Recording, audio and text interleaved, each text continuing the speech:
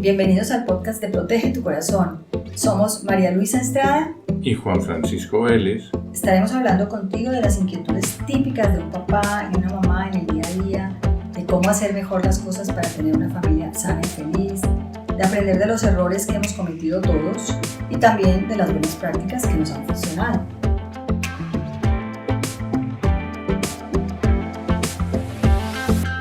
Muy buenas, ¿cómo están? Aquí nuevamente con ustedes y siguiendo en la línea del tema de la educación del carácter que hemos venido tratando en este mes, hoy hemos invitado a Rosagema Ortiz Sánchez, quien es consultora y pedagoga. Hemos invitado a Rosagema Ortiz Sánchez, quien es pedagoga y consultora familiar, máster en intervención educativa y psicológica. Ella ha trabajado en la orientación de la mujer y la familia en colegios y grupos juveniles por más de 40 años. Actualmente desarrolla su actividad en la educación de familias a través de su web, con cursos en línea y consultoría personal para padres y educadores. A Rosagema la conocimos a través del simposio de matrimonio y familia que se realizó hace poco desde Monterrey hacia el mundo, porque hubo personas de muchísimos países que estuvieron conectados y que tuvieron la oportunidad de escuchar las maravillosas conferencias que hubo. Y bueno, a Rosagema la conocimos justamente por ahí, con su conferencia relacionada con el propósito del adolescente, el propósito en la vida. Y nos encantó ese enfoque y por eso la hemos invitado hoy a nuestro podcast, porque nos parece que coincide perfectamente con también nuestros objetivos en Protege tu Corazón. Rosagema, ¿cómo estás? Mucho gusto de tenerte aquí. Cuyo eslogan, no sobra, es educación del carácter y la sexualidad. O sea que sí. hay completo matrimonio entre lo tuyo y lo nuestro. Exactamente. Entonces, bienvenida aquí a nuestro podcast. ¿Cómo estás? Muy bien, muchas gracias por invitarme. Es un placer estar aquí con vosotros y compartir este tema tan importante, ¿verdad? Que hace falta tratar, trabajar y poder profundizar cada vez más. Exactamente, es bien importante y necesitamos, de motivar mucho a los papás, ¿no? Para que realmente se enfoquen en lo que es importante a la hora de educar a sus hijos adolescentes. Pero también, como decías tú en esa ponencia, hablando de cómo se cultiva desde muy pequeños, porque no puede ser que empieces a hacer esto cuando ya son adolescentes, sería llegar tarde, ¿no? Exactamente. Exacto. Yo quisiera, si cabe, y si no al principio después se edita, que en la cultura contemporánea un poco el sentido de vivir es, voy a citar varias palabras: facilidad, comodidad, tener un currículum, dinero, bienestar, placer, ascenso social. La libertad se confunde mucho con hacer lo que quiero, y todo esto asociado con la palabra propósito nos causaba como un interés muy grande a través tuyo, como dilucidar qué piensas tú acerca del propósito de la vida, con lo que la cultura contemporánea define como propósito. ¿Tú qué nos puedes decir? Pues, bueno, vosotros bien sabéis por la conferencia del simposio que hice un trabajo final de máster precisamente sobre este tema, ¿no? El propósito en la vida de los adolescentes. Y ahí buscando pues toda la información, que no hay demasiada, ¿no? De los estudios que se han hecho científicamente investigados, se ve que el propósito es la huella que tú puedes dejar en el mundo, el alma tuya. En el fondo es eso, ¿no? Es tu alma, es tu ser, es tu para qué existir, aquello por lo que tú te levantas y te acuestas cada día con mayor ilusión. Eso es un propósito, ¿no? Que no es lo mismo que una meta o un objetivo, un hobby, ¿no? Yo lo veo como en dos dimensiones diversas.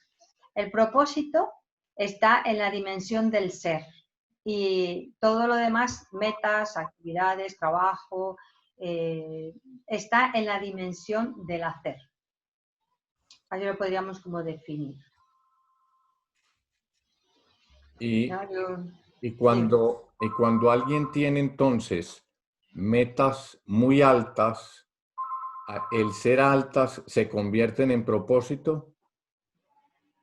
Si una meta es muy alta y va al servicio, dirigida al servicio del otro, a la construcción de un mundo mejor, de una sociedad, a sacar a un grupo de personas de una situación desfavorecida, ya sea económica, social, emocional, de cualquier dimensión de la persona, para hacerla mejor, para que ella esté mejor, sea mejor, no se desarrolle mejor, viva mejor, entonces sí es un propósito, porque hay personas que se dedican, no sé, yo pienso siempre los misioneros, para tantas personas que se van, los voluntarios, ¿no?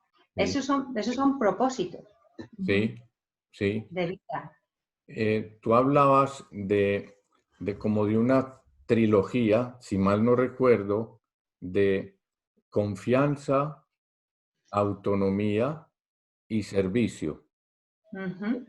Eso me quedó a mí como unos pilares muy importantes que mencionabas tú, como la condición del propósito para ser inculcado en los hijos. Sí. ¿Qué nos dices, Rosa Gemma, de eso? Sí, yo creo que hay una cosa muy importante y es que si yo no confío en una persona, no le puedo ayudar a que se encuentre a sí mismo. Si yo no le dejo autonomía, libertad, independencia para poder ser él mismo, tampoco le estoy ayudando a desarrollar su propósito. O sea, él no tiene voluntad propia, no tiene acción propia, siempre está condicionada por mi querer, ¿no? O el querer del otro, sea quien sea, porque puede ser cualquiera, ¿no? Y luego, autonomía, ¿qué dijiste? Confianza Sí, y servicio. y Y servicio. servicio. Bueno, esa es la condición sine qua non, ¿no? No hay, si no hay servicio, no si es trabajo, es trabajo. Son metas, son objetivos. Si no hay servicio, no hay dónde sí y por lo tanto no hay propósito de vida. Ahora, Porque el propósito está ligado profundamente al servicio al otro, al tú. No es para mí, no es el yo.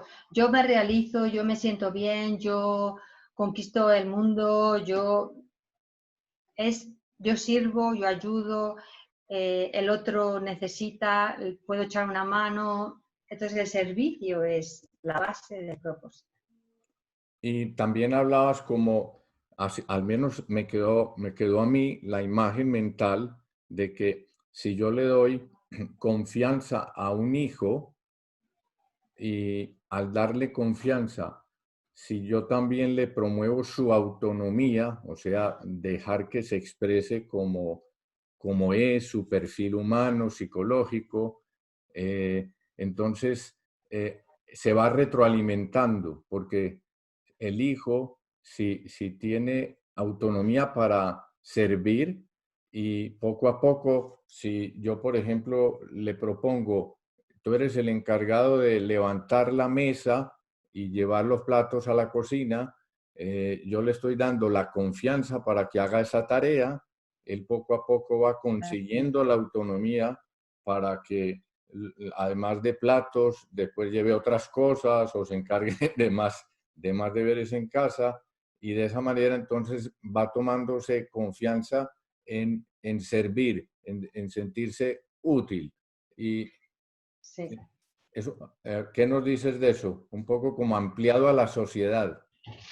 Está tocando un tema muy interesante porque todo lo que sea el propósito se desarrolla en casa. A veces podemos pensar que el niño cuando sea mayor lo va a hacer solo, cuando sea mayor se le va a ocurrir, cuando sea mayor va a poder, o sea, levantarse y recoger la mesa. Pero ¿cómo va a saber él que se tiene que levantar y ayudar a recoger la mesa cuando siempre has dicho que tú te sientes y estés quieto ahí, ¿no? Y no te levantes de la mesa?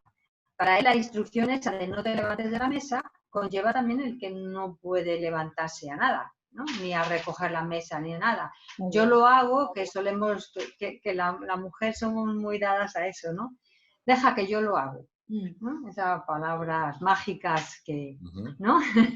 Que luego nos quejamos, pero deja que yo lo hago, ¿no? Pues así, si deja que yo lo hago, deja que yo voy más rápido y deja que yo en un momento ya lo tengo y así mientras tú descansas, pues estamos haciendo, cortando las alas de la iniciativa a los pequeños, ¿no? O las alas de la iniciativa a cualquiera, ¿no? Claro. Porque si tú quieres colaborar y te dicen no, pues poquito a poquito uno va dejando de colaborar. Recuerdo la historia de una maestra, ¿no? Que llegaron los niños al cole y había un niño que sabía dibujar porque en su casa a él le gustaba y en su casa pues le habían dejado siempre papel y pinturas y se expresaba libremente.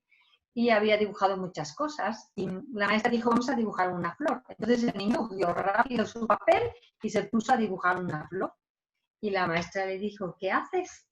Dice, pues dibujar una flor. Usted ha dicho que yo dibujo una flor. Dice, sí, pero yo no te he dicho qué flor tienes que dibujar. Y entonces el niño dijo, bueno, entonces espérate, deja tu pintura, tu papel, saca otro papel nuevo, deja tu pintura ahí y cuando yo te ponga la flor, tú la dibujas. Y entonces, poco a poco, ¿no? Con esta maestra, el niño fue dejando de hacer por iniciativa y haciendo solo lo que la maestra le decía, ¿no? Y cuando un día su madre, pasado el tiempo, le dice, ¿no vas a pintar? Y dice, no, mamá, sí, mamá, ¿qué quieres que pinte? Pues lo que tú quieras. No, tú dime, como la maestra, dime tú que tengo que pintar y yo lo pinto. Ahí está, en una forma muy gráfica, el dar la libertad de expresión, ¿no? Y la autonomía y el ingenio, dejar que fluya, o cortarlo desde chiquitos, ¿eh? Estamos hablando aquí, pues entrando al cole, ¿no? O sea, cuando los niños entran al cole, y eso pues en casa se puede hacer igualmente desde pequeños. Va el niño a coger su pañal para tirarlo y va medio tropezándose por todos los sitios y trae que yo lo tiro. No, déjame que vaya. Que lo echó fuera adentro, que se le cayó en el camino, que no importa. No importa, es que mejor es que lo hagan a que lo hagan perfecto. Exacto. Y después lo harán perfecto, pero que ellos puedan tener sus alitas sin cortar. Claro, yo tengo una pregunta. O sea, en tu contacto con adolescentes y a través de colegios y esto, ¿qué fue lo que te motivó a meterte con esto del propósito? O sea, ¿porque notabas algo en especial, una carencia o qué? Yo me fui dando cuenta con el pasar del tiempo en el trabajo con los adolescentes que poco a poco eran bastante teledirigidos. Esa fue una cosa, ¿no? Aunque realmente el mexicano tiene una gran capacidad de iniciativa, vi que poquito a poquito la iban perdiendo y era una cosa que a mí me maravillaba, porque yo recuerdo al principio, cuando empecé a trabajar con niñas mexicanas que iban a Irlanda para aprender inglés, me impresionaba su creatividad. O sea, vamos, que no quedaba ni una sola sin hacer la representación. Se inventaban hasta el perro, pero todas tenían papel, ¿no? Y todo en un momento montaban su escena, en un momento montaban su teatrillo y hacían una representación. Y yo vi como paulatinamente iban como perdiendo esa espontaneidad, o esa velocidad de acción o ese, pues sí, moverse rápido, representar rápido, tener iniciativa rápido, ¿no? Y yo creo, bueno, yo pensé, ¿no? Que también, por ejemplo, España, que somos más parados en todo eso, ¿no?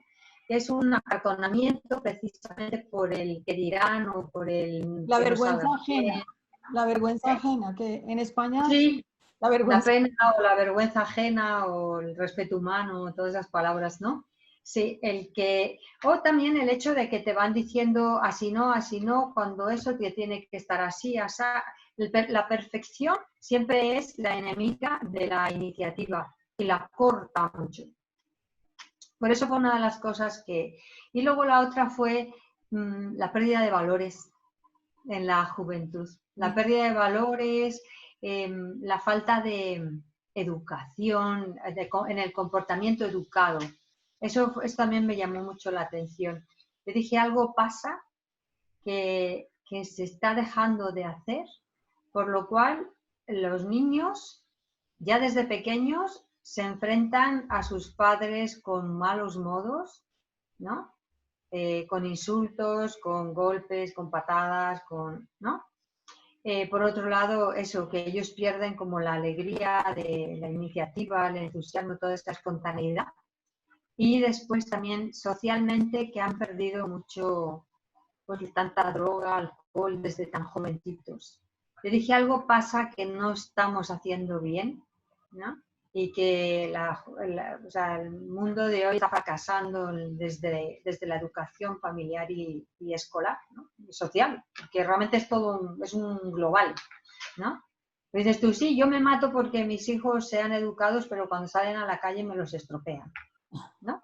Y nosotros decíamos, recuerdo en los coles, sí, todo el trabajo que hacemos en el colegio, cuando salen por la puerta del cole, también nos lo estropean. Claro.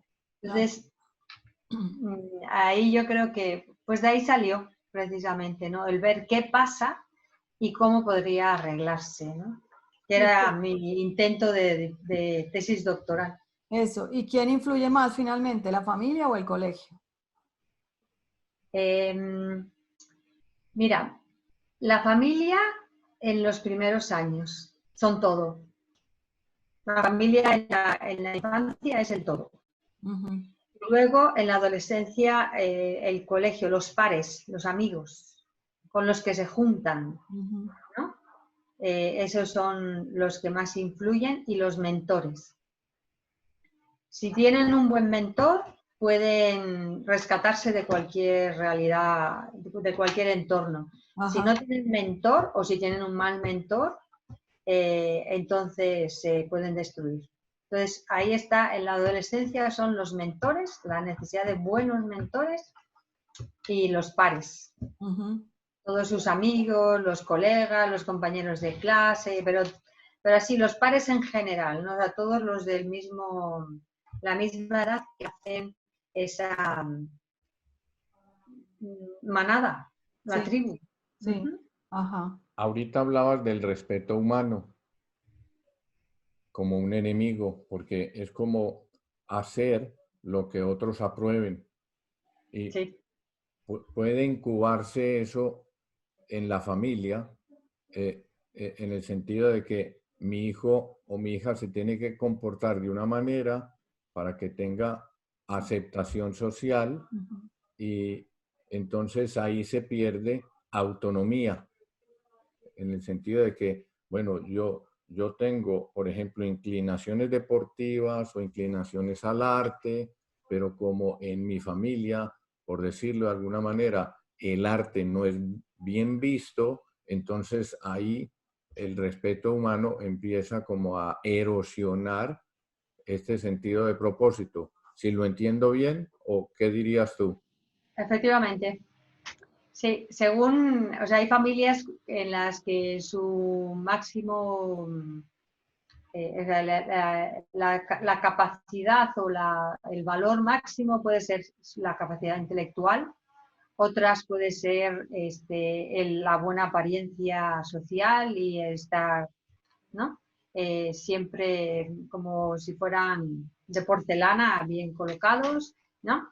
Todo eso hace, porque entonces este chico o esta chica se me salió de los órdenes que yo había establecido dentro de mi hogar, ¿no? De mis valores supremos. Me acuerdo de una persona, una profesora de un máster, cuyos valores en su familia, su valor supremo era la inteligencia. Y les nació un hijo, no me acuerdo si era niño o niña, con síndrome de Down. Para ellos se les rompió todo. Imaginaos todo al suelo, ¿no? Y ella decía, pasado el tiempo, decía, qué ventura aquella cuando se nos cayó esa venda de los ojos Ujú. y descubrimos que había una dimensión más maravillosa que era la del corazón. Y este niño nos vino a dar esa. Entonces, muchas veces sí es verdad, es tal cual, ¿no? Perdemos o tenemos como valor supremo algo, ¿no? Que hace que nosotros cortemos las posibilidades de cualquier otro desarrollo. Y el hombre, el ser humano es amplísimo, amplísimo. Y todos tenemos la creatividad, la capacidad mental, no sé, la espontaneidad, todas esas formas de ser, esas maneras de ser que son tan maravillosas, pero que ciertamente las vamos cortando por ese valor supremo al que le hemos dado, ¿no? un cariz de absoluto, Sí, o así o no, ¿verdad? Y Y, claro, pues todos somos distintos. exacto. También está el tema de las un poco inteligencias múltiples tendría que ver, porque la inteligencia no desde el punto de vista solo intelectual, sino que hay gente con capacidad para la música o para la pintura o para, no sé, otro tipo de cosas. ¿Sí? Creo que eso ya las inteligencias múltiples hacen que no esté tan centrado solo, por ejemplo, matemáticas, y si no eres bueno en matemáticas, pues no eres bueno en nada, ¿no? Pero en la clase, en el cole siguen igual, ¿eh? O Sí, sea, hay gente que dice que los niños no son inteligentes porque no son buenos en matemáticas. imagínate, Eso es, pero eso es de anteayer, de mi clase de religión, que dijo, es que este no es listo porque no sabe, ese le va mal en matemáticas, este no es nada listo. imagínate. Yo, ese es listísimo. Lo que pasa es que ese es listísimo porque te da a ti 1000 vueltas hablando. Exacto. Tú, vamos, que te aturullas todo hablando y sabes hacer muy bien cuentas matemáticas, Exacto, pero hay otras cosas que no las sabes hacer. O sea, que él es listo en eso y tú eres listo en lo otro y el otro es un artista y es listo en el arte. Pero exacto. ese decir, este sí, el otro no, esa descalificación, no sé, hace mucho daño porque muchas familias, ¿no? Al tener, o sea, al pronunciarse, ¿no? Dentro de la familia, hace que el que es de esa manera no se pronuncie, se calle, se retire, se empieza a decir uno, ¿y por qué este niño estará tan callado? ¿Por qué aquel no hará no sé qué? ¿Por qué? Revisa tus palabras, sería la primera recomendación a la familia, revisa tus palabras. ¿Qué has dicho a lo que has dicho que no? ¿Qué descalificas? ¿No? Porque quizás estás descalificando los intereses y las capacidades y las habilidades de tu propio hijo que está ahí presente. Y no te Exacto, has dado cuenta, ¿eh? exacto. Ni te has dado cuenta. y ahí lo que dices tú de que propósito, sinónimo de dejar huella, entonces si a un hijo se le potencian esas capacidades naturales y la familia, los padres y el colegio le da oportunidad de que las desarrolle, entonces va a tener más capacidad de desplegar eso hacia la comunidad, o sea, servir, y su vida va a tener propósito, mucho sentido. Sí. ¿Cuántos hay que tienen una vocación frustrada? Muchos. No es su vocación frustrada, es su sueño frustrado, su propósito frustrado. Ujú, exacto. Y Hay muchos que están así.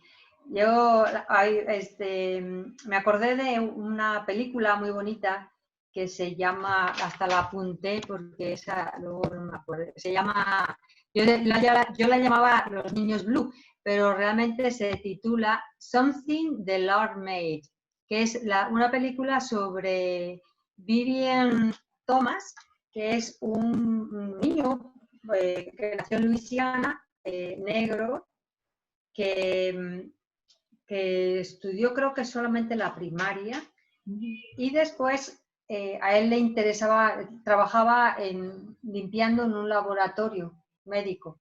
Entonces a él, cuando el doctor, el médico se iba, él cogía los libros y se ponía a leerlos.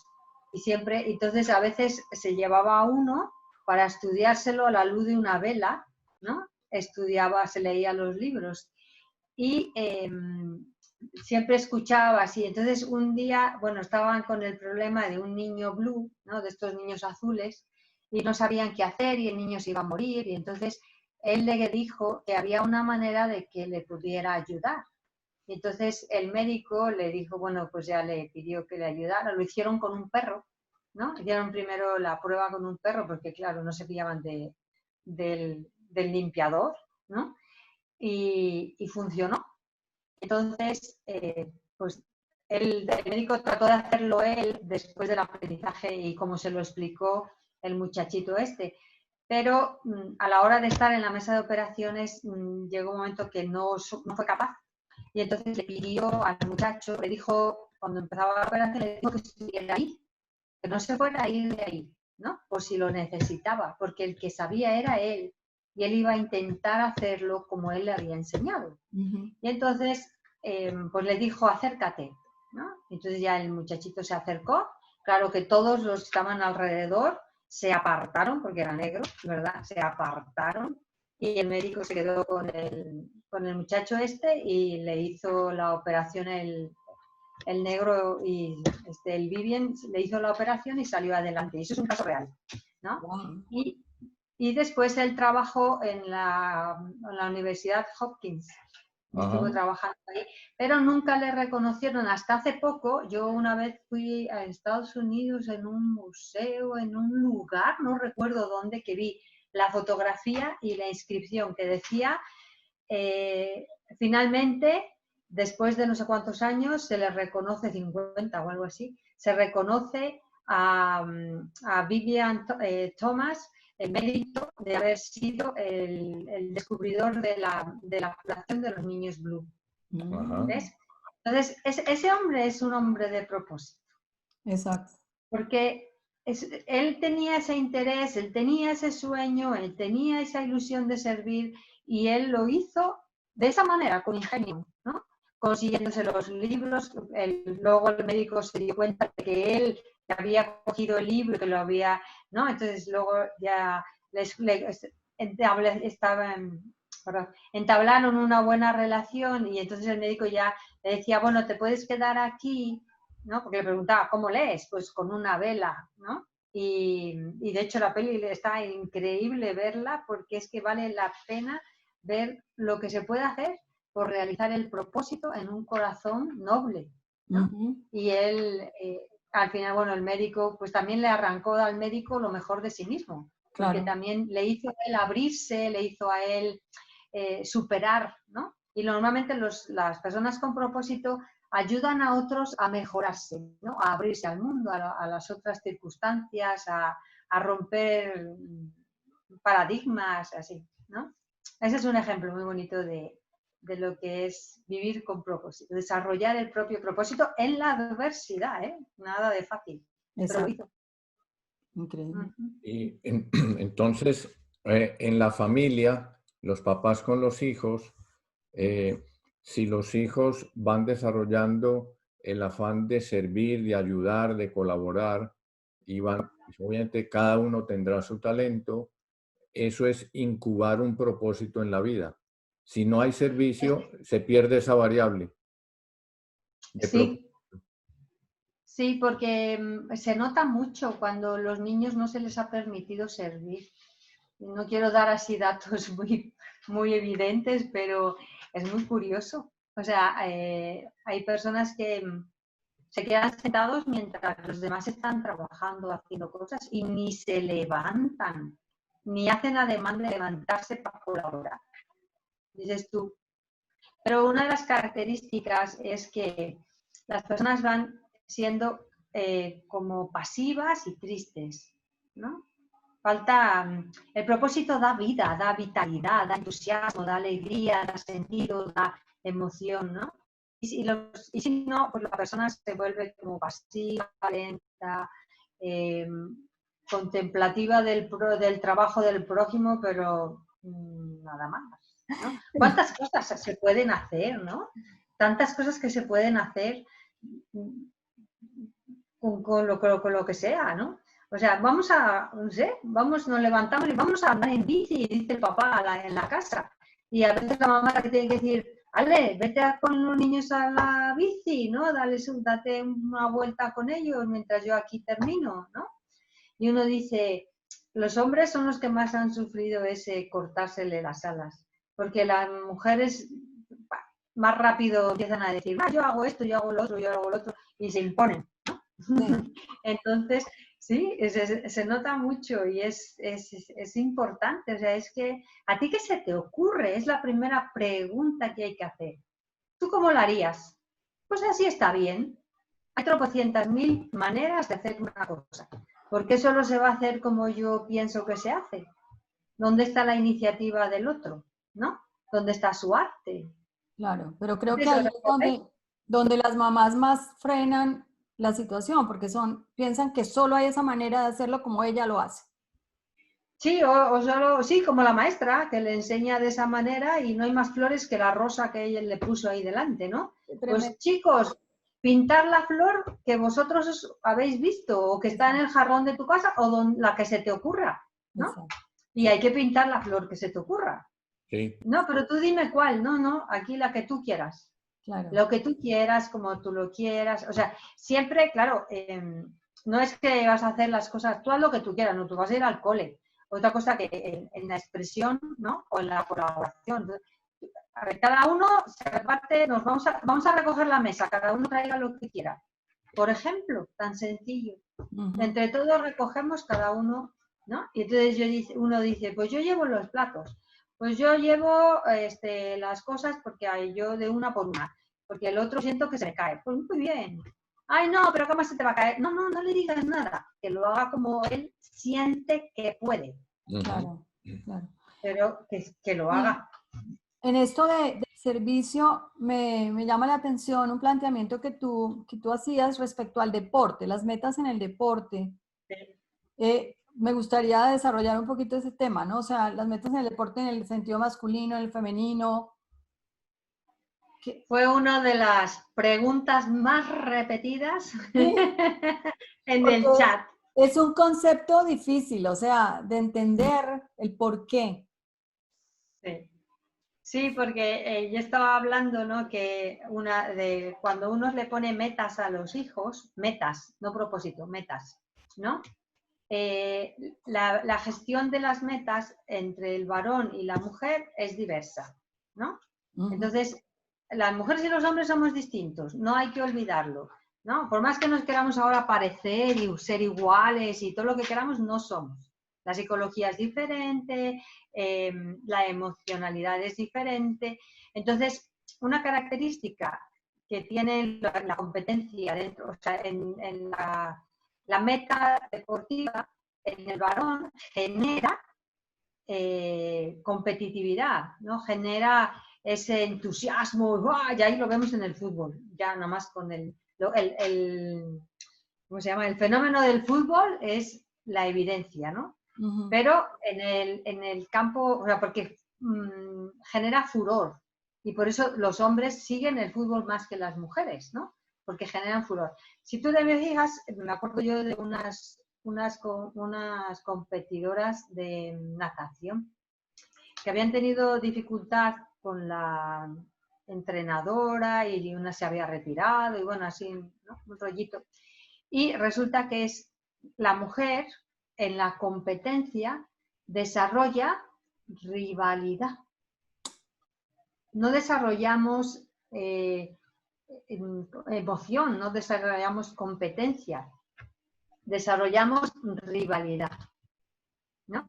Entonces tú me haces sombra a mí, tú lo haces mejor que yo, ¿no? No ahí vamos todos como la fuerza bruta, ¿no? A correr tras el balón y tú me lo pasas, yo te lo paso, el caso es que metimos el gol y ganamos y aquí estamos celebrando que hemos ganado, ahí están los 22 dándole gritos con los miles y miles y miles de hinchas que se juntan, ¿no? Pues aquí depende de quién ganó en la plaza que está asignada. Pero las mujeres no hay esas, por ejemplo, no, cuando ganan la copa nadie va a una plaza a todas las del partido, o sea, las jugadoras más toda la gente ahí, todas sus hinchas. Bueno, yo no me he enterado, me tendré que informar a ver si en algún lugar se reúnen las hinchas y los hinchas de ese, no sé, del balonmano o del fútbol femenino o de la natación, los equipos de natación femeninos que también tienen muchos premios. Genera esa rivalidad. Entonces, somos diferentes, es punto, no hay más. Esa no es para nosotros una meta de estímulo positivo. Entonces tú planteabas que con las niñas es diferente, o sea, las metas en ese... Entonces, ¿cómo se le tendría que plantear a la niña la meta? O más bien no poner la meta en el deporte, ¿o cómo? ¿O qué? Exacto. Sí, la meta es, o sea, esto yo no lo hablo de mí misma, está dentro de mi trabajo final del máster, que es una investigación, y que ahí lo anotaba, ¿no? Después de haber hecho una gran investigación. Entonces, lo que sugiere es poner en el crecimiento personal, o sea, un equipo como en busca de una meta, ¿no? Pero un equipo en busca de una meta, no yo como persona que quiero ser, destacar, tal. O sea, otra cosa es que destaques, por ejemplo, seas tú, no sé, la levantadora de pesas, entonces la 1 o la 2. Bueno, la ruta es la 1 porque la 2 resultó que era... Las campanas están sonando de la iglesia. Espera, y sabes una cosa, que estamos, en este momento se está cortando mucho el sonido. Sí, hay un Espera, ruidito. voy a poner pausa. ¿Nosotros? Nosotros no, Estamos como bien. estamos con el micrófono interno, Okay. ay no. Espera. Entonces, Aquí ya acabaron las campanas. sí, ya pasaron. Bueno, volviendo entonces a lo que decías de que si se trataba, volvamos como a empezar ese punto, o sea, ¿qué hacer entonces para fomentar en las hijas el deporte o qué es lo que tú recomiendas ahí? Porque El deporte para la mujer se tiene que promocionar desde el desarrollo y desde el desarrollo personal. En el fondo esa es la recomendación que se da. El desarrollo personal, el alcanzar eso como un equipo, una meta, o el desarrollo de de esa habilidad que tú tienes particular, ¿no? Pensaba yo en esta, que es una de aquí, de León del Bierzo, que levanta pesas y que quedó la segunda, pero resulta que la primera estaba dopada, ¿no? Entonces, pues ella es el número 1, ¿no? O sea, ella tiene esa habilidad, tiene esa capacidad y compite. Pero ella no compite o sea, lo que es importante es no rivalizar con los demás, ¿no? Para la mujer es competir para desarrollarse en sus habilidades, ¿no? Pero no rivalizar, ¿no? Donde se rivaliza más no es tanto en el deporte individual, ¿no? Sino en el de equipos y así, ¿no? Ajá. Donde puede aparecer uno más brillante que el otro, ¿no? Entonces eso hay que tener mucho cuidado. Eso también es un cuidado que tienen que tener los entrenadores, ¿no? De no generar rivalidad entre sus propios, entre las competidoras. También pasa entre los hombres, pero no es lo más notorio, ¿no? Ya cuando están en la élite, que si yo jugué 3 minutos menos que tú, ahí también entra, ¿no? La rivalidad. Porque van persiguiendo otras metas. Pero es más común, ¿no? Dentro de la mujer la rivalidad porque somos diferentes. Claro. Una pregunta, Rosa Gemma. Unos papás que le inculquen al hijo o a la hija, bueno, tienes que sacar buenos promedios académicos. Si no están, por decir, de 0 a 10, no están en 9,5 o más, entonces hay decepción. Sí. El hijo o la hija entonces estará ocupada, estresada de lograr eso que los padres le han impuesto. Pero supongamos que efectivamente, sí, consigue el 9,5 y hasta que termina la universidad, 9,5. Ese alumno pues tendrá seguramente summa cum laude en su universidad, la maestría, pero está acostumbrado a una meta. Hay que llegar a una meta y se consigue la meta. Entonces, desde el punto de vista del propósito, ¿tú qué dirías o qué le dirías a esos padres? Dos cosas. Uno es que si el haber conseguido su 9,5 corresponde a su capacidad, está bien, porque el muchachillo no se estresará mucho. ¿Eh? Si Sí. corresponde a su capacidad, no se estresa. Sí. Si no corresponde a su capacidad, es un sin vivir. Yo tuve un alumno que su padre lo encerraba todos los días con llave para que estudiara y sacara 10. ¿Eh? Y el muchacho, vamos, no había visto ni un pantano, ni un lago. Cuando vio un pantano creyó que el mar estaba ahí, agua en la calle, dijo, y vivían al lado de un pantano, a pocos kilómetros. Eso es una injusticia.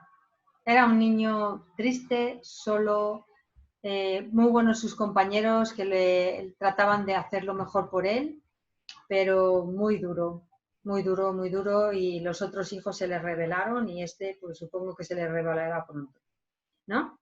Entonces, eso es una injusticia, eso no se puede hacer, eso es tortura. Así de sencillo, se llama tortura, ¿no? Está torturando al niño, al joven, al adolescente, todas las edades, ¿no? Entonces, si es su capacidad, sí. ¿Por qué? Porque para él es el reto de su capacidad. Yo ahí también en la ponencia hablé de la motivación, y es que la persona está motivada cuando las metas y las capacidades son correlativas. Si la meta es superior a la capacidad, hay desmotivación. ¿Sí? Y si la meta es inferior a la capacidad, también. Claro, Sí. hay O frustración. sea, siempre debe de ir meta y capacidad a la par. Y eso se va logrando paso a paso. O sea, desde pequeñitos, su meta y su capacidad, o sea, ya puede andar, que lleve el pañal al bote de la basura. Ya puede comer solo, pues que lo intente. Y que se ensucie, pues que se ensucie. Se le cae, pues se le cayó, que lo recoja. Le pones ahí en su mesita y que de ahí bien limpia, y cuando empieza a comer, y la mesa y el plato son casi lo mismo porque come de Claro. los dos, ¿no? Y así va. Ese es el crecimiento así constante, ¿no? Porque después, si no viene, sí hay quienes llegan al final de la carrera, cumplen la meta que les propusieron los padres, y ¿qué hacen? Aquí está el título y yo voy a hacer ahora lo que quiero. Eso se ha dado, Así. ¿no? Yo ya te di tu título que tú querías, ahora voy a hacer lo que yo quería, ¿no? Si es una persona que ha logrado una madurez y una libertad que le permite hacer eso. Otros pues están toda la vida haciendo lo que no era su camino.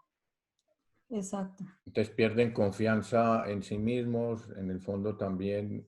Están frustrados. Están Frustrados y aburridos, tristes. Ahora, volviendo al caso de que sí, hay talento, la meta es 9,5 o 10, lo consigue, se gradúa y está acostumbrado como a tener el orgullo de haberlo conquistado, y está poco acostumbrado a servir, a ayudar, a considerar el efecto social de lo que sabe, de sus talentos. Entonces, en ese caso, el propósito, la variable propósito, ¿cómo se considera? O sea, una persona que sea una cumbre en todo, pero es egoísta, es muy dado a tener el foco frente a su vida. A sí mismo, más que a su vida. Eso. Entonces el propósito ahí no da, no hay propósito en la vida, aunque No, tenga muchos logros. son haceres, no son seres. No hay que olvidar, propósito en el ser, metas, objetivos, logros en el hacer. Ajá. Hay quien, por ejemplo, dentro del lograr todo esto y eso, a lo mejor pues se encuentra en algún momento de la vida, ¿no? Cuando arranca, cuando ya se mete a trabajar y así, pues si tiene un corazón noble, no se ha hecho un soberbio y un ególatra y un pavo de sí mismo y un que solo se mira a sí mismo, pues se puede encontrar en el camino con alguien que le lleva hacia su propósito. Eso sí es posible. ¿no? Que aunque sea un poco más tarde, pero bueno, que no olvidemos que la adolescencia, o sea, el lapso de adolescencia, ¿no? Se está tomando hasta los 35. Entonces, 25, 35 o 35 25. años, Guau. sí. O sea, en este desarrollo, ¿no?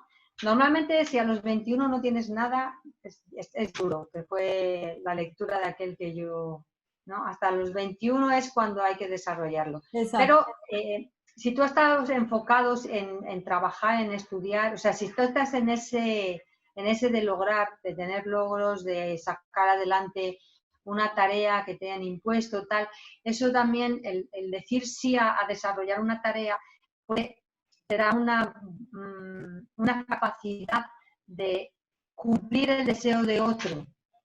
Y quizás te encuentras con que alguien te ofrece la posibilidad de cumplir un deseo, ¿no? Que coincide con el tuyo y con tu propósito. ¿De acuerdo? Entonces, en ese momento esa persona es como si le quitaran un tapón y saliera, ¿no? Como que se esponjara, porque encontró además del hacer, el ser. Ya. ¿No? Entonces, nunca, como dicen el dicho, nunca es tarde si la dicha es buena, ¿verdad? Pero es verdad que tiene que ser cuando estás en ese trabajo de desarrollo, que muchos pues han abandonado la escuela, han abandonado el trabajo, ¿no? Ni estudian, ni trabajan, ni hacen nada. Entonces eso ya es la frustración, se meten en vicios, en drogas, en alcohol, en violencia, ¿no? Entonces eso sí ya es muy difícil, aunque pues una mano buena, un mentor bueno, o la familia o un mentor, los puede, con mucho trabajo, mucha paciencia, mucha perseverancia, los puede sacar adelante, ¿no? Siempre con su riesgo de recaída, pero bueno, o sea, monitoreados pueden superarse, ¿no? Ejemplos de propósitos. A ver, sería bueno como ejemplos de qué se le puede plantear a adolescentes. No tanto es planteárselo, porque esa pregunta también me la hicieron. Da ejemplos de cómo plantearlo. No es plantear, es permitir que salga. Claro, es algo que está dentro. Permitir que salga la habilidad personal, el propósito, el sentido, porque el propósito de la vida es único e irrepetible, ¿no? Entonces, lo que sí hay que estar es atentos. ¿Qué le gusta? ¿A qué se inclina? ¿Dónde se entretiene y está contento? ¿Dónde pide ir? ¿Sí? Porque tú no le, o sea, sabemos que las posibilidades son pues que le guste ayudar a los demás, ¿sí? En cualquier cosa, ¿no? Que le guste, pues le puede gustar, por ejemplo, dar dinero, o sea, ahorrar sus dineritos, sus propinas, sus esto, y con ese, pues, ayudar a otro, ¿no? O comprarle, no sé, prestar su dinerito a alguien que no tiene posibilidad. Por ejemplo, no sé, llevarse unos céntimos o unas pesetas o unos, ¿cómo se llama estos? Euros. Sí, centavos, ¿no? Unos céntimos. Céntimo de dólar o céntimo de euro o centavo de peso, ¿no? Pero que llevase un poco de dinero porque se ha dado cuenta de que un amiguito, un compañero, no tiene nada, no come nada en el recreo, ¿no? Y a lo mejor dice, va, pues yo compro y comparto, ¿no? Ajá. Y entonces, ese es un propósito, el subsidiar a otro que está en una necesidad. No se meterá a lo mejor en la razón. Luego hay otro que saca de las castañas del fuego de todos, ¿no? Siempre anda arreglando entuertos o arreglando dificultades de los niños, ¿no? Pues ese es el propósito de su vida, ¿no?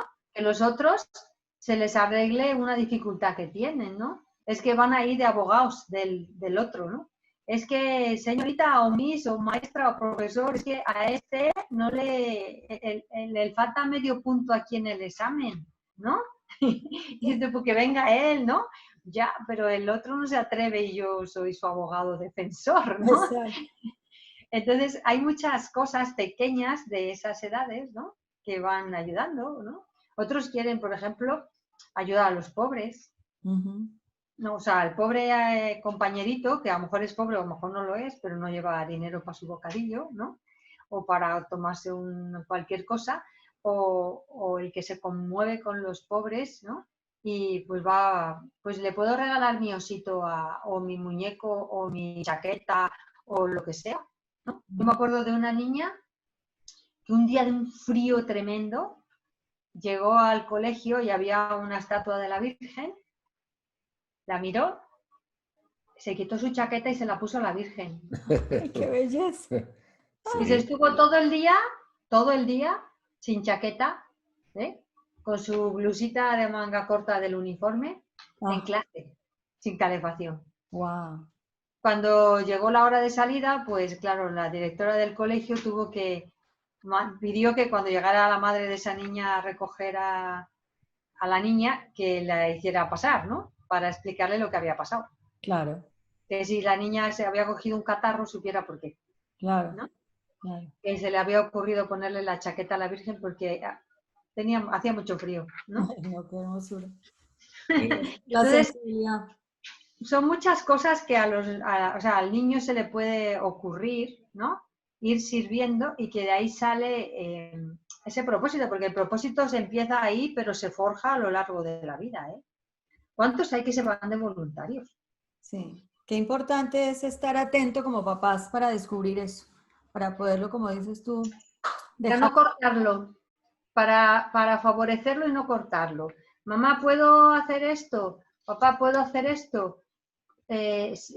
Claro que sí, dime por qué quieres hacer eso, qué es lo que te gusta, entablar una conversación, porque cuando tú sabes el por qué, ya empiezas a apoyar. Claro, Pero a veces la primera respuesta es no, porque yo tengo que hacer esto y no voy a poder ir a llevarte, no voy a poder recogerte, o porque a mí hoy claro, ¿no? El no va por delante. Entonces, el sí tiene que ir por delante, el por qué, cómo, cuándo, cómo te gustaría, tarara, y entonces en esa conversación ya se va ajustando y se negocia, porque, por ejemplo, es que quisiera ir hoy, pero es que hoy no es posible, ¿verdad? Entonces, como hoy no me es posible, voy a ver cómo hago, ¿no? Mira, hoy, ¿tú qué tienes que hacer hoy? Yo tengo que hacer esto, esto y esto. ¿Habrá posibilidades de en algún momento intermedio yo te llevo, yo te lo hago? No, es que entonces no se puede. Pero puede ser mañana. Los mismos niños dicen, lo puedo hacer otro día. claro. Ah, bueno, pues desde ahora mismo ya quedamos porque yo así lo reservo y ya te puedo llevar, ya puedo recogerte o papá lo puede hacer o quien sea, ¿no? Por eso me Pero encanta se puede eso. arreglar. Poner el sí por delante, no el no, el sí por delante. Sí, Y luego también hay que pensar, es que lo hubieras pensado antes, también se le puede decir al niño, lo hubieras pensado antes. Bueno, claro, el niño no lo va a pensar antes porque es una cosa que le viene del interior, no lo va a planificar porque él no planifica todavía. sí, Entonces, por eso el sí por delante y después el cómo, ¿no? claro. Bueno, ¿cómo lo vamos a hacer? Exacto. ¿Sí? ¿Cómo lo vamos a hacer? ¿No? ¿Para qué? ¿De qué manera? ¿No? ¿Con quién? O sea, todo eso que se va gestionando después. Pero el sí por delante, por encima de que tú tienes que negociar o gestionar el cómo con él y también el tiempo, ¿no? Porque, bueno, pues si el niño puede salir aquí abajo, pues está bien. Pero ya actualmente en ninguna ciudad los niños pueden ir solos, Por ahí no, no se puede. sí, Siempre tiene que tener el apoyo. Por eso ahí requiere tiempo del papá y la mamá, obviamente. claro. si Ujú. Por dividiéramos, eso es que en la familia es tan importante que sea ese lugar del desarrollo y tienen que apoyarlo. Claro, porque de todas maneras requiere algo de sacrificio de parte de los papás, probablemente. Pues de implicación, yo le llamaría, Ok, más que exactamente. sacrificio, más que Sí, sacrificio, ok, sí. implicación. implicación. Sí, Sí. Si dividiéramos etapas, tú has dicho 0 a 10, 10, 20 en años. En Eh, años. sí, de 0 a 10 has dicho, es muy importante el papel de los padres.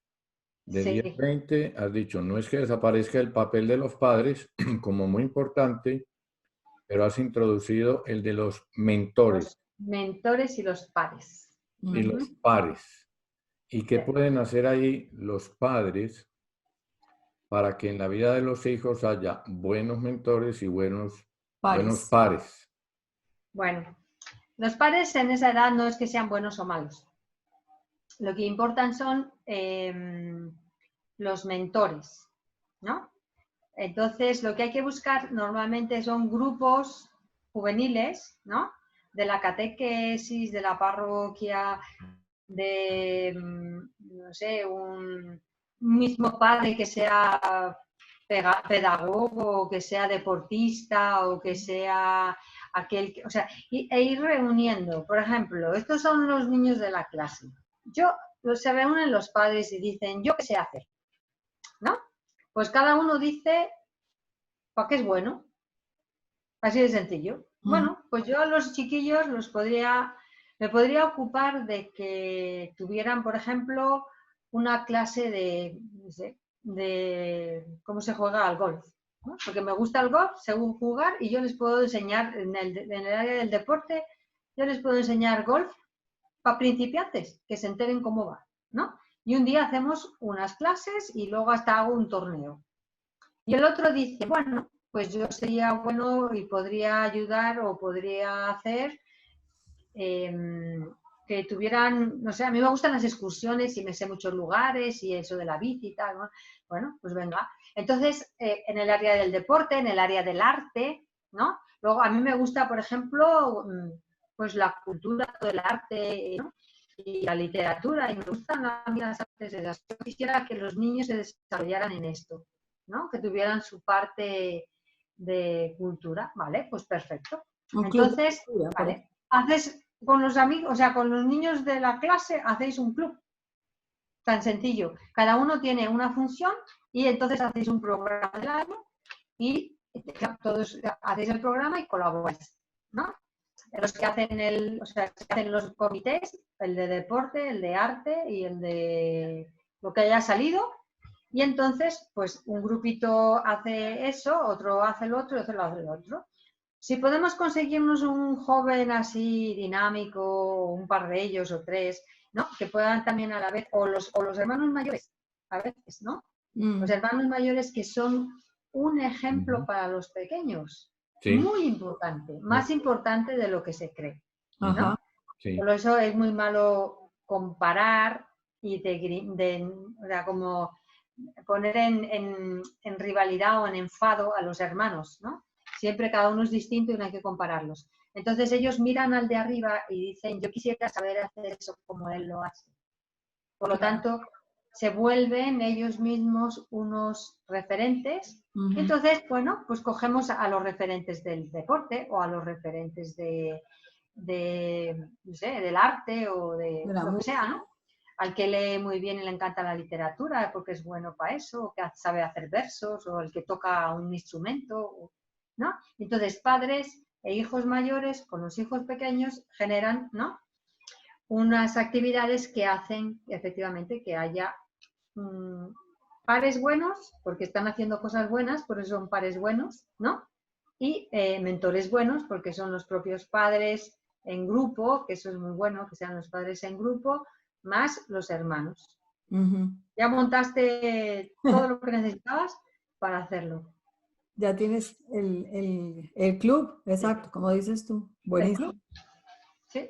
Y luego, bueno, pues eso hace que traigo a mis amigos, muy bien, traigo a los otros, muy bien, y se va haciendo un espacio más grande. Luego, a lo mejor, un día conseguís un buen mentor, pero bueno, que tampoco os hace falta, pero por los tiempos que corren y los riesgos que a veces hay, ¿no? Pero entre padres y siempre en grupo, ¿eh? No, bueno, tú vas hoy con todos, ¿no? La vigilancia siempre es buena. Claro, yo te vigilo a ti y tú a mí. Y sí. Si somos tres, mejor. Claro. Sí, es importante. Sí. No, pues qué bien, qué interesante, ¿no? O sea, es un tema muy amplio, muy, muy bueno. Y muy necesario en un mundo donde estamos volcados hacia las redes sociales y hacia la apariencia. Y al correr. Y a correr también. Que el COVID nos ha hecho parar. Eso ha sido muy bueno. Ha sido muy bueno, nos ha hecho replantear muchas cosas. Sí, generar más vida familiar, más... Eso, sí. Lo que es realmente importante en la vida. Sí, sí, sí. ¿Un Qué bueno. millonario necesariamente tiene propósito? No, No necesariamente. ni un pobre, ni un millonario, nadie, ni un intelectual, nadie necesariamente tiene propósito. ¿Un medallista olímpico tiene propósito? No necesariamente. No necesariamente. ¿Un político importante? Entonces, en la educación de los hijos, las metas hacia un determinado logro no necesariamente significan inculcar propósito. Si no son hacia el otro, como decías al principio. Si no hay ese volcarse a otro, servir, no hubo propósito. Mm. No, Entonces, porque el otro es el yo. Yo hago. sí. Entonces, el que tiene No es propósito, tú, el mundo, la gente, los que me rodean, los que no conozco, como los del niño de los pozos de agua, ¿no? Mm. Ese es el propósito. El servicio que yo puedo hacer, que a mí se me ocurre, que a mí me hace feliz, que me hace levantarme todos los días por la mañana con ilusión, eso es mi propósito. Ujú. No quiere decir que un político no se entregue por propósito. Un ejemplo de un político con propósito fue el rey Balduino de Bélgica. Hay un libro, se llama Balduino. Ujú. sí. Ese es un político con propósito. Oye, y de paso, 1 o 2 libros que puedan ser útiles para los papás en este tema. Decías al principio que no hay mucho. No, lo que, por ejemplo, así, literatura para desarrollar el propósito, pues están todo lo que han sido las vidas ejemplares de toda la vida. Exacto, eso sí, pues cualquier biografía puede Sí, ser. de vidas ejemplares, Ujú. ¿no? Que son vidas ejemplares de santos o vidas ejemplares de médicos o vidas ejemplares de reyes, de gobernantes, que ha habido muchos que han Ujú. vivido su entrega, su trabajo, su servicio, ¿no? Con Exacto. propósito. Con el Bueno, propósito de servir. muy bien, En buena estos idea. días leía yo parte de la vida de Madame Curie, Ah, sí. muy esforzada, muy entregada. Su propósito pues estaba muy claro en volcarse al bien de la humanidad. Y recuerdo Sí. que el gobierno francés, cuando ganó el premio Nobel, Ujú. consideraron darle una pensión de por vida. Y ella se negó porque el dinero no debía ser para ella, sino para la sociedad. Sí, Entonces, su descubrimiento era para la sociedad. exactamente. Entonces ahí hay propósito. Hay propósito. Hay propósito. Es un excelente ejemplo, o sea, pueden empezar por esa biografía. Sí, Madame Curie. Exactamente, exacto. Exactamente. Pues Pero muy sí, bien. que hay muchos investigadores, muchos son con propósito. Exacto, sí, Ujú. hay Sí. muchísimo ahí. Ellos sí Bueno, se mueven mucho por el propósito. o sea que en la adolescencia es muy importante darles a leer biografías de vidas ejemplares, Son porque mentores. Desde antes, también, en la etapa anterior, en la primaria. ok, O sea, de niños los cuentos, en la primaria las vidas ejemplares, ajá, porque lo tienen que traer antes, se tiene que estar incubando el propósito para que en la adolescencia empiece a salir. ok. Ya. Lo que no se siembra, no se cosecha. Exacto, exactamente. Ujú. Pues muy bien, Rosa Gemma, mil gracias por aceptar nuestra invitación y ha sido Encantada, muchas gracias por ofrecerla. de verdad que sí.